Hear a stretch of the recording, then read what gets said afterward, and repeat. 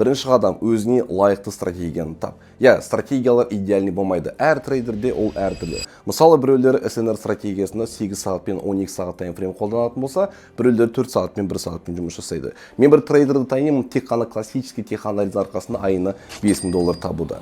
Екінші қадам, 3 түрлі демо-шот ашып, әр қайсында әртүрлі уақыт, әртүрлі депозит, әртүрлі стратегияларды тестировать ет. Қайсында сен табысқа шығасың, яғни сол стратегия мен уақыт аралығы саған сай келіп тұр деген сөз. Мысалы үшін менде таңғы сағат 5 пен 7 арасы және Smart Money стратегиясы.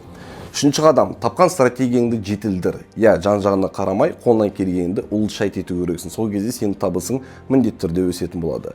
Төртінші әрі соңғы қадам, біздің вебинарға қатысыңыз. Ол жақта сіздерге тренингке қатысты жүйе мен стратегияларға толықтай разбор жасап беретін боламын. Шаг за шагом сіздерге пландарды құрастырып беремін. Біздің сигналдарды қайталап, видео сабақтарды алып, және шотыңызға $30 бонус алып, сауда жасап, наконец-то керемет табысқа шығатын боласыз. Қатысу үшін просто комментарийға практика деп жазыңыз да, дайректті қараңыз.